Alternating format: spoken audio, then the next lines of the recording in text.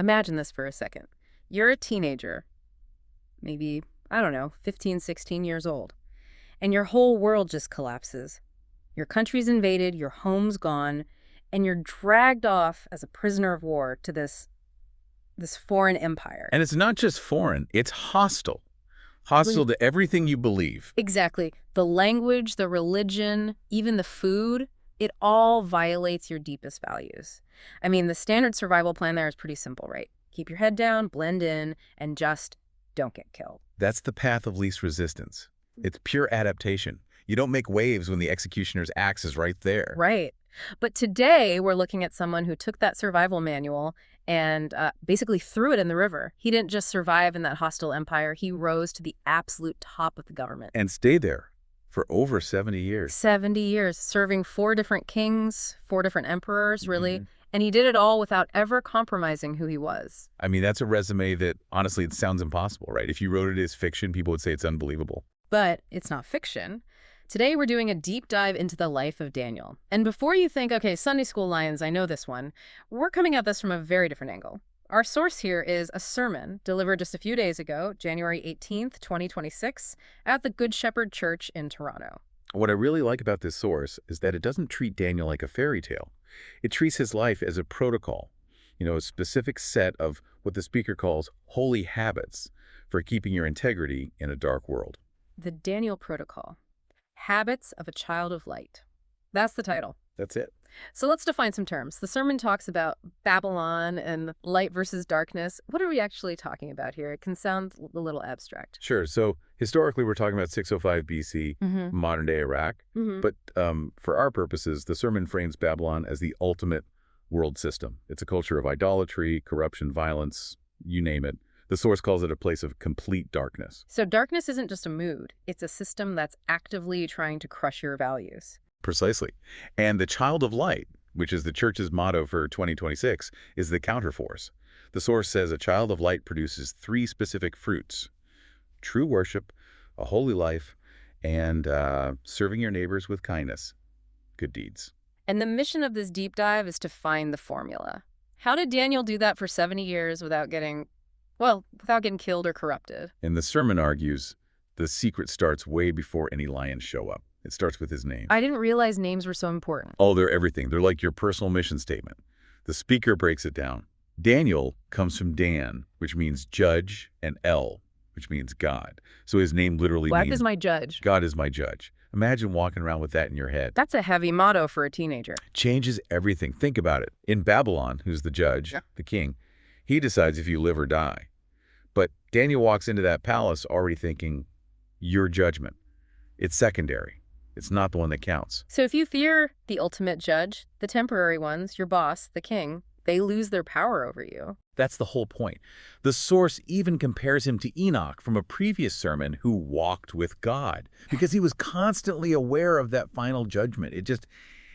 It frees you from the pressure of all the petty tyrants in your life. Okay, so that mindset gets tested right away. Let's get to the first case study from the source. Daniel chapter 1. Daniel's a teenager, a prisoner, and King Nebuchadnezzar starts this forced assimilation program. Right. He takes the best and brightest kids from the conquered nations. And tries to turn them into good little Babylonians. It's a smart strategy, really. Right. Don't kill the elite, absorb them. He changes their education, their language, and of course he changes their names. Daniel gets renamed Belteshazzar. Which means? Bel protects his life. Bel was the main pagan god in Babylon. So every time someone calls his name, they're basically speaking a pagan prayer over him. It's an attempt to override his identity. That's some serious psychological warfare. But here's what I found fascinating. He accepts the name change, he accepts the new education, but he draws this hard line in the sand over it. Yeah. It seems like such a weird hill to die on, doesn't it? The king's food. And we're talking the best stuff. Michelin star level food. So what's the problem? The source points out 2 things. One, the food was likely sacrificed to idols first, so eating it was like an act of worship.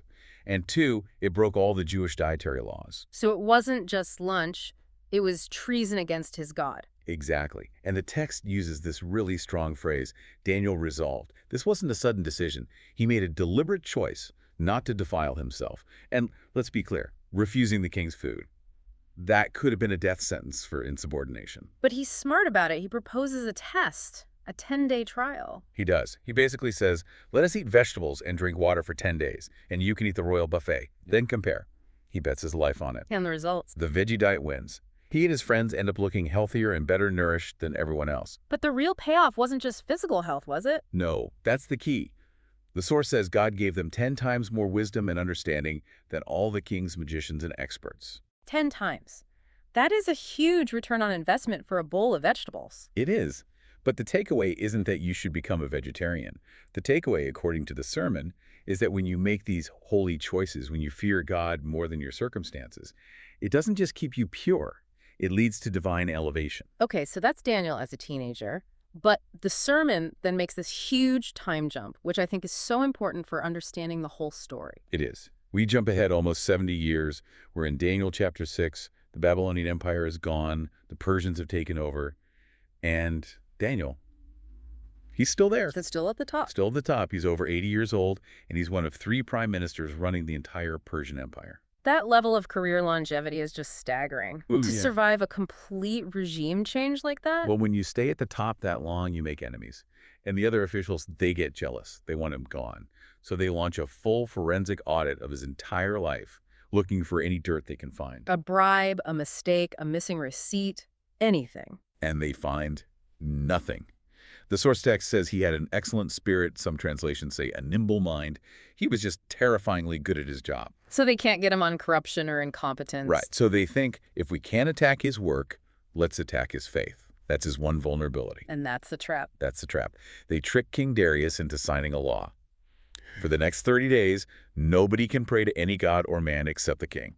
Penalty for breaking the law. The lion's den. The lion's den. So he's caught. If he prays, he dies. If he doesn't, he betrays everything he stands for. Now, I think most of us, we'd find a compromise, right? Pray in your head, pray in a closet, just, take a 30-day break. That's the logical thing to do. Mm-hmm. But what does Daniel do? He goes home. He goes to his upstairs room. And I love this detail. He opens the windows. He's in hide. He opens the windows, which face toward Jerusalem, even though it's 800 kilometers away and in ruins. The source says this is about keeping his spiritual eyes on God's kingdom, not his immediate problems in Babylon. But there's a tiny phrase in there that the sermon says is the most important part of the whole story. Yes. The text says he did this, as he had done before. As he had done before. He didn't start praying because of the crisis. He survived the crisis because he already had a 70-year habit of prayer. So the crisis didn't create the habit, it just revealed it. That is the core argument of the whole sermon. We tend to treat things like prayer and integrity as emergency measures, the spare tire in the trunk. But for Daniel, it was the engine. He built that spiritual muscle every single day, so when the heavy lifting was required, he was ready. Long-term consistency beats short-term intensity. Every single time. Okay, so he ends up in the lion's den. The miracle happens, God shuts their mouths, he survives. But the source focuses on what happens after the miracle, the ripple effect. And it's huge. King Darius, this pagan king, is so blown away, he issues a new decree for the whole empire. Everyone must now fear the God of Daniel, calling him the living God. Which connects to a really interesting point the sermon makes about evangelism. The speaker says Daniel didn't really preach. No, he didn't hand out pamphlets. He evangelized through excellence. The source argues that good deeds, professional competence, that's the most powerful witness you can have. So if you're a believer, you can't be the one slacking off at work. You have to be the one with the excellent spirit. The sermon uses this great modern example about a student named Jimin who plays basketball. Oh, right. I like this part. The speaker says, look, if Jimin prays before a game and then plays selfishly or lazily, his prayer actually makes God look bad. It associates God with mediocrity. But because he plays with excellence, his prayer brings honor to God. Her competence is part of your witness. Exactly. Daniel's enemies went looking for dirt, and all they found was excellence. That's what made his faith so credible to the king. So let's make this practical. The source lays out a sort of Daniel protocol challenge for 2026. It does. 3 key habits. First, morning prayer. Just start the day on your knees, even for a minute. Commit the day to God before the chaos starts. Build the habit before the crisis hits. Second, choose one non-negotiable. Pick one area where you will be uncompromisingly holy. Maybe it's total honesty in your finances. or purity. Like Daniel with the food. I can't control my name, but I can control this one thing. Precisely. And the third is workplace excellence. Basically, do your job as if God is your direct supervisor. The source also gives a few community examples. There was a woman named Jion. Yes, Jion. The speaker mentions her as an example of a holy habit. Apparently, every single night between midnight and 2 a.m., she uploads a scripture reflection to their group chat. Wow, every night. Every night. It's that consistency. It's the same principle. It builds spiritual stamina. And there's a mention of an honorary elder, Yoon Sunja, turning 80. Yeah, which is just a beautiful tie-in, isn't it? Yeah. Daniel was about 80 in the lion's den. This elder is turning 80. It's celebrating that faithfulness over a long, long life. It's about being a fixed star, not a shooting star. So putting it all together, being a child of light isn't some passive, floating on a cloud thing. It's gritty. It's about facing down real lions. And the sermon ends with a very direct, very heavy question. It does. It cuts right to the chase. It asks the listener, straight up, if you died tonight, would you go to heaven or hell? Which is intense. But in context, it's the anchor for everything else. Being a child of light isn't just a life hack. It's the only escape from what the sermon calls eternal darkness. It all comes back to his name. God is my judge. If that's what you truly believe, then the final judgment is the only one that matters. That's it. And that belief, it frees you. If you're not afraid of death, you're not afraid of lions, you're not afraid of losing your job for doing the right thing. The fear of God destroys the fear of everything else. That's a great way to put it. And the final irony, of course, is that Daniel's enemies, the ones who set the trap, they were destroyed by it. The lions got them instead. Right. But Daniel, who refused to play their games, who just kept his window open and did his job with that terrifying competence, he was saved. It really makes you think about how much energy we waste on office politics, on defending ourselves. Well, maybe the best defense is just to be excellent, be consistent, and keep your windows open. Keep your focus on the bigger picture. Yeah. Live here in Babylon, but keep your heart oriented toward Jerusalem. Let the chaos swirl, but stay anchored to something higher. So the challenge for all of us listening is pretty clear. What's your window? What's that one non-negotiable you can start today? It doesn't have to be a lion's den. It could just be a tough conversation with your boss or a temptation to cut a corner. But the principle is the same. Daniel resolved. And that resolution echoed through an entire empire. This has been absolutely fascinating. A great reminder that integrity isn't some old-fashioned idea. It's a superpower. And consistency is how you fuel it. Well, that's all the time we have for this deep dive. We hope this gives you something to chew on this week. Maybe some vegetables.